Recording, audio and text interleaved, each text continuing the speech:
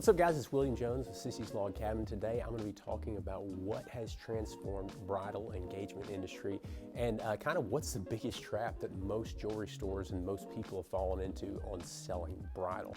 Now, granted, I've grown up in Sissy's Log Cabin. We live behind the store. I've been in it my entire life. So I got to see, my dad, my grandmother, everybody else sell and how things were kind of in the 90s. Now, something specifically happened in the late 2000s. And when I was working the sales floors in college, this really happened to me and was the biggest trap and kind of the biggest revolution in jewelry presentations. And it's this right here. So I really started working and selling a lot more bridal when I was in college to a lot of my friends. And they would come in and tell me a very specific thing. The presentation used to be the 4 C's, loose diamonds, show and mountings and things like that. But something happened and it was very specific to that time period, because friends, customers started coming in, and when I'd say, hey, do you have anything in mind? Have you ever looked for it? And they would go, yeah, I'd like this right here. And I'm showing this on my iPad so you can see it more. But they started coming in with pictures and designs. So what really started happening in the late 2000s, you started to have social media, Pinterest, pictures on Google Images, and a lot more research online.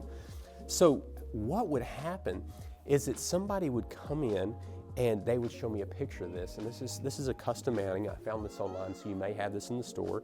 And I would look at it and I would say, give me 1 second. And then, again, we're at the store before we're open, so this is like our bridal counter. So I would normally have this conversation with them here. I would then go over to mountings. I would leave them for a few minutes, and I would go and try and find 6 or 7 mountings that look the same. And I would bring those over here, and every single one of my presentations after that would say, now I don't have that exact thing, but I've got something similar. And if you don't like these, then we can build it custom. So think about what the customer thought right then immediately. They're seeing all these images online. They've got this exactly what they want here. I mean, honestly, I didn't sell very many of them unless they were my friends and they gave me the benefit of the doubt of doing a custom and taking, almost a month to make it.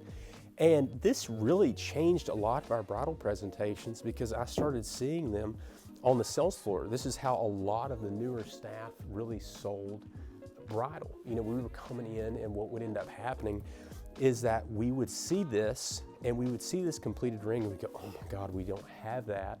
I've got to go show them finished bridal. I've got to go show some mountings. I've got to show this. And you're starting behind the 8 ball. Everybody who presented engagement rings like this and finished bridal like this had a very low percentage of actually selling that to the customer. So this went on for a few months. I went to marketing meetings, and I listened to our marketing company and all these articles in the late 2000s talk about how millennials were killing bridal how they were killing bridal, how the jewelry industry was gonna, we were gonna lose brick and mortar. Kind of was like the Armageddon, if you remember that time period.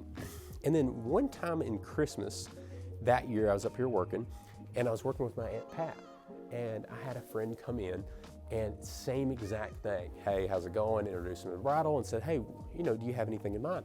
Pulls out the picture, and just as I was starting to do my little sprint around the course, or around the cases here to go find my 6 or 7 pieces and get ready to pitch custom, she said something that completely blew my mind and changed everything that I thought about bridal presentations. She said, she looked at the picture and she said, well, what do you like about it? And I went, oh wow, I've never thought of asking that question, and I've never heard anybody ask that question. And the customer looked at it and goes, well, she really likes this round diamond.